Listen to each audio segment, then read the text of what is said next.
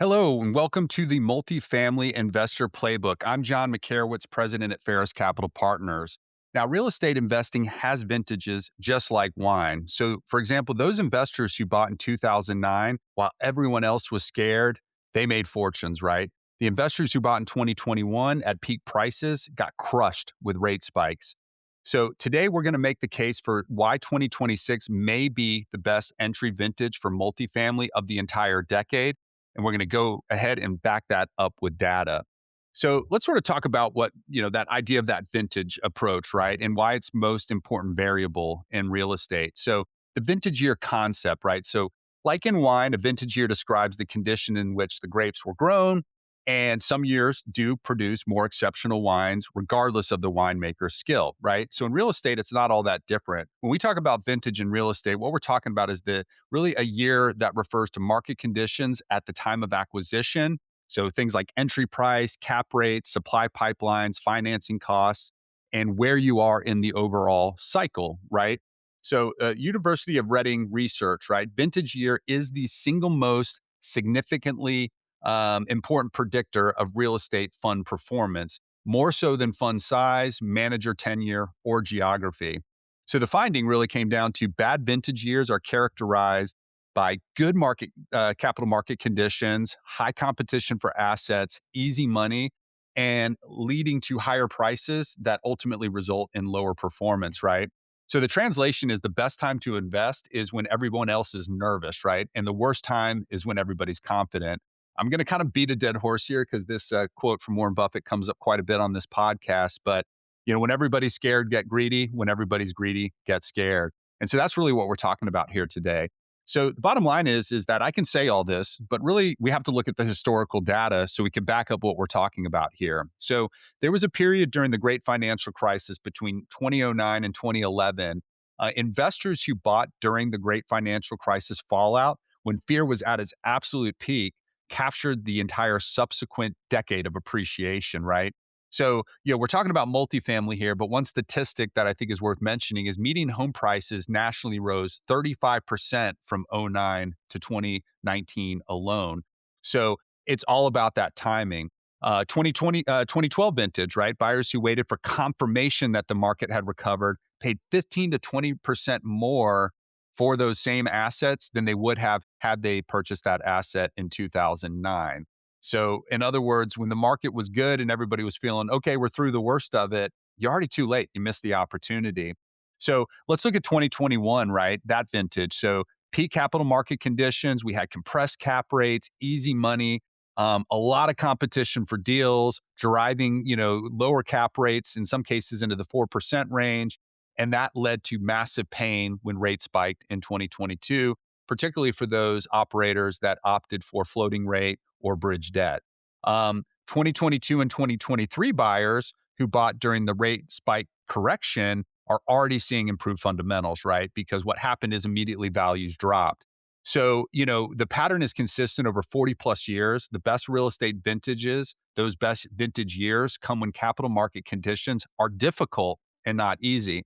So, from this University of Reading real estate fund performance study, quote was bad vintage years are characterized by good capital market conditions that drive capital availability and high competition for assets, leading to higher asset prices and lower performance for funds that buy in these environments, right? So, why do we think 2026 is one of these vintage years that you need to be closely paying attention to? And we're going to talk about the 5 conditions that align this theory, right? So, looking backwards, multifamily values declined 20 to 25% from their 2022 peak, which is a meaningful repricing that has reset entry points. That came directly from Morgan Stanley's Real Estate Investing 2026 annual report. Now, cap rates expanded from sub 4% at the 2021 peak to the low to mid 5% range today, representing genuine value restoration. Now, average apartment price per unit, specifically in Atlanta, is amongst the lowest of the primary U.S. metros. Investors from coastal markets are already starting to take notice. So we're seeing a lot of attention on Atlanta.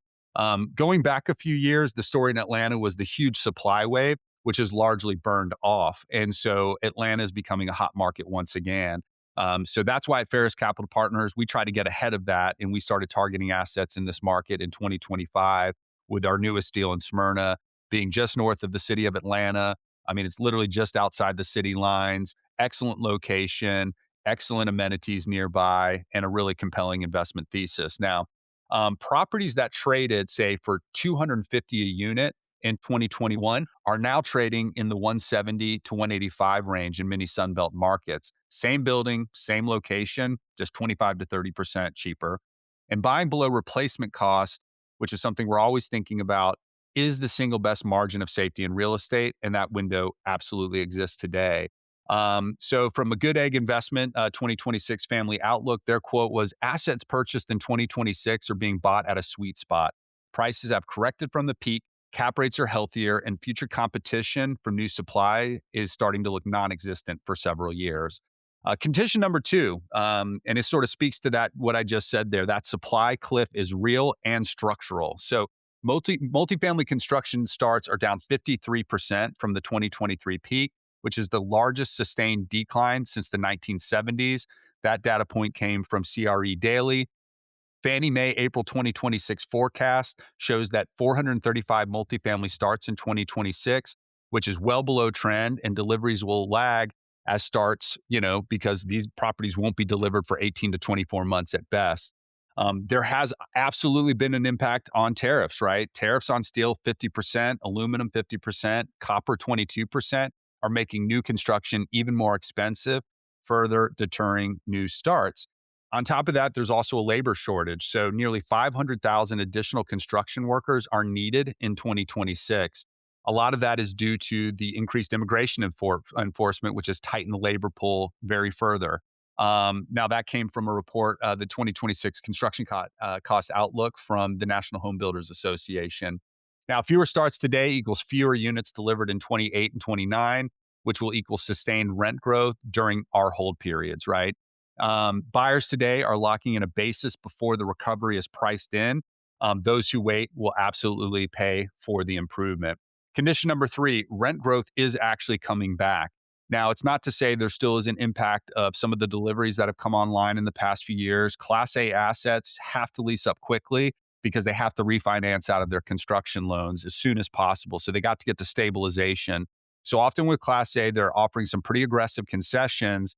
So, for example, if they're renting at $2,200 a month for a one bedroom, but offer 2 months of free rent, that could put us in competition, right? So we have to be very thoughtful on our side on how we're targeting these rents, specifically maybe in year one when we are seeing some conditions in the economy that are causing people to look to save money, right? So, at the end of the day, we do believe that our Class B approach, where we're renovating these units, making them much better in terms of quality and really delivering a unit that feels like Class A at a discount will work. But we have to be mindful that there is that competition that occurs with concessions. So it's something we're looking at daily, weekly, monthly, quarterly. Something we pay attention to every day. Now, the national vacancy rate is actually at 4.4% as of Q4 2025, well below the 2010-2019 average of 5.2. That data comes from the brokerage house CBRE.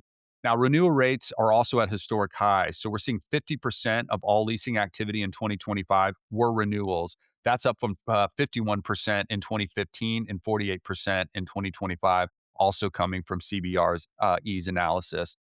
Rent growth is forecasted to increase nationally between 2.25 and 2.5% over the next 12 to 18 months. Atlanta specifically is projected to increase 4.1%, according to CRE Daily and a Marcus and Millichap study. And so blended rent growth, right? So combining new lease rates with renewals is already turning positive in markets where the supply wave has cleared. So the setup is buy now at corrected prices, collect income through the stabilization phase, ride rent recovery in years 2 and 4 of our hold. Condition number four, capital markets are open and improving, right? So Fannie and Freddie in 2026 have increased their lending caps by 20.5% as compared to 2025. So 176 billion they've allocated to new debt for existing multifamily properties. And workforce housing loans remain exempt from caps entirely. Now, we're not necessarily doing affordable and true workforce, but that data point is important. And basically, commercial mortgage issuance has tripled since 2023. So lenders are actively deploying into multifamily. Cap rates are expected to compress in 2026 and beyond as credit conditions ease and transaction activity accelerates. And rental household formation rose 2.7% year over year in Q2 2025, which is obviously showing an underlying demand, is healthy, right? Transaction activity has accelerated to a 3-year high in 2025. So volume is confirming this recovery thesis. And that debt window is open. The equity opportunity is there. The supply picture is favorable. All of these conditions are aligning simultaneously, which is very rare. So CRE Daily had this to say: cap rate stabilization marks a critical signal for CRE investors seeking clarity after years of rate volatility. Investors may see a short window of opportunity to buy ahead of potential pricing shifts. Now, condition number 5, the last condition, is the competitive window is still open, but it is starting to narrow. So institutional capital is starting to deploy aggressively again. So firms like KKR, Blackstone, Heitman, Marcus Partners, a lot of these big funds are starting to allocate more money towards multifamily. But what we've seen is, a lot of our investors get it, but a lot of it, private investors, really haven't like kind of rethought their view yet, right? There's still that element of scare, they're fearful, right? So it's important to kind of step back from the fear and look at the conditions, because once again, in the time of fear, it's the time to act. Secondary emerging markets still offer 100 to 200 bips higher cap rates than primary metros. So that's something you have to factor into your underwriting. And those windows historically close within 18 to 24 months as institutional capital starts to follow the data. So that creates this window here. So there is this short window of opportunity to buy ahead of potential pricing shifts, and it's the time. So, pattern from prior cycles, right? Institutional capital moves first, prices recover, then private capital rise and pays the higher price. So, as a private investor or retail investor listening to this, don't let that happen to you. Being in the first wave, not the second, is what makes the vintage year exceptional. So, Viking Capital, who's another operator, great group, we're friendly with them. They're saying, look, this isn't just about steadier rates or thinner pipelines, it's about timing. Multifamily is entering a phase where pricing is starting to normalize, debt is becoming more predictable, and strong operators can fully execute. 2026 sets up as a foundational year, a chance to position capital ahead of what's likely to be the next growth cycle.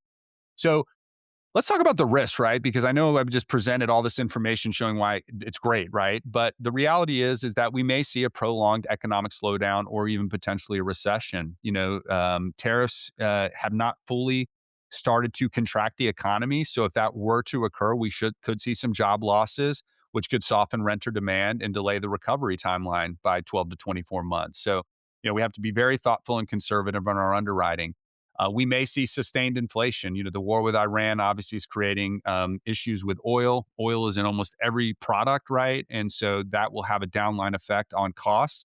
So if the Fed is forced to raise rates again, or cap rate compression gets pushed further out and financing costs rise, that could hurt exit values. So these are things you have to be thoughtful about. And this goes back to the right deal in the right market with the right economic conditions that make it a little more recession resistant. Nothing is recession proof, but a little more recession resistant. So on our podcast last week, we talked about the growing economies in Atlanta, Charleston, and Tampa, and why we're sort of focused on those markets today. That's helpful to try to mitigate some of this risk we're talking about. There are some submarkets. I mean, Austin, Texas, and Phoenix are a great example. There's some parts of Nashville that still has significant supply to absorb. So market selection matters enormously. We have to be very diligent in selecting the right markets. And, look, in a flat to modest rent growth environment, your return is made in the renovation and operations, not in the market. So that execution matters more than ever. And, construction cost inflation, right? Value add renovation budgets. We have to make sure we're really nailing down appropriate budgets and factoring potential rising costs, because in some projects, value add renovation budgets are starting to run 10 to 15% above, say, pre 2025 projections due to tariff impacts. So once again, underwriting conservatively is so critical here. But here's why we're still convinced, right? All of the above risk existed in 2009 too, and buyers who acted then generated the best multifamily return of the following decade. The housing shortage is structural, right? So 3 to 4 million unit deficit will not resolve itself in any meaningful way anytime soon. B class workforce housing is domestic migration, and domestic migration markets has a demand floor that is recessionary risk can eliminate, but people still need a place to live at the end of the day. So we have to make sure, once again, we're buying in markets that are seeing job growth, economic activity, and new companies coming into the market, creating more jobs. When you're buying below replacement cost with conservative leverage, that means your downside is somewhat bounded, right? So you can hold through volatility without being forced to sell. And the risk of being too early is real, but manageable, right? The risk of being too late is permanent. You simply pay more with less upside. So, in terms of Ferris Capital Partner and how we're actually positioning ourselves in this 2026 vintage buyer year, is market selection is everything. We got to make sure we're buying in markets that have already experienced their supply cliff. So Atlanta, Charleston, Tampa, Charlotte, Raleigh, Indianapolis, Columbus. We do tend to focus on the submarket or the Sunbelt markets, but we are looking in some of these other markets. So the question to ask yourself, is this market adding jobs faster than it's adding apartments? If yes, you're in the right place. Hence why we love Atlanta right now. Secondary and emerging markets within major metro footprints offer the best risk adjusted entry. So, Noonan and Smyrna acquisitions are really great examples of this suburban strength with metro economic backing. The next big factor is that asset, selection, right? So those B class value add for us, we still firmly believe that's the sweet spot. So, B class assets were repriced 20 to 25% from a peak, while rents are still 25% above pre-pandemic levels. So income held, values reset, right?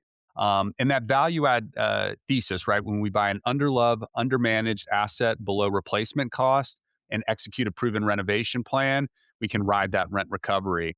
In our world, we avoid Class A luxury. It's still overbuilt in many markets, higher exposure to concession pressure. Cap rates are still too compressed relative to risk. And then in our world, we avoid those distressed Class C. Operational complexity is just too high in a flat growth environment. The marginal upside does not justify the risk. So it's all about structuring the right deal in this environment. So fixed rate debt where available, that is one of our golden rules. So if we can't get it into fixed rate debt, we walk away.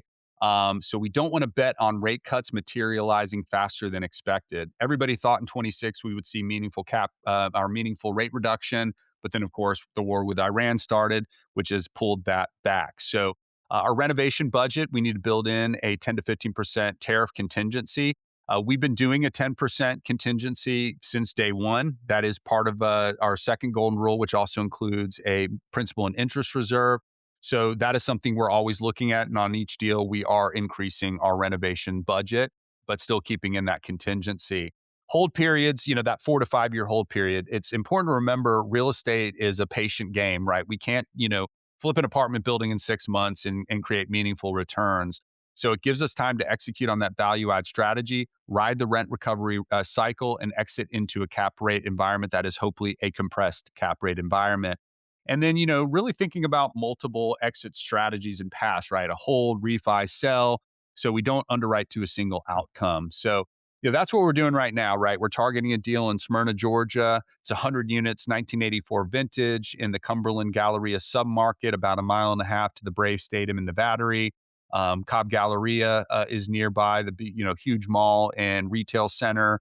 We've also got a huge convention center nearby, and it is one of the most dense employment zip codes in the state of Georgia. And so a lot of great things happening there. Our Ferris Residences Noonan deal, that we've already closed on. It's a metro Atlanta suburban workforce housing with a lot of domestic migration, supply constrained submarket, and B class renter base with strong household income. And a bit of a preview, we actually will have a new deal in Noonan coming soon. So if you're listening to this and you're kind of curious about what we're doing, you want to learn more, go to fulloutinvesting.com. We have an opportunity where you can book a time to talk with us. We have a video that explains our 10-step process from finding the deal, that acquisition process, all the way to exit, as well as a sample deal deck. But book in that time so you can learn more about our Smyrna deal. If now's not the right time, at least you can start to get a sense of the types of deals we do, learn more about our approach, and learn more about investing in apartment buildings. And then, perhaps on the next Noonan deal we have coming, you're excited and you're ready to come in. So thank you so much for listening to the Multifamily Investor Playbook. We love and believe in you. If you enjoyed this content, please like and subscribe and share with another high net worth investor that you think could benefit from it. Have a wonderful day.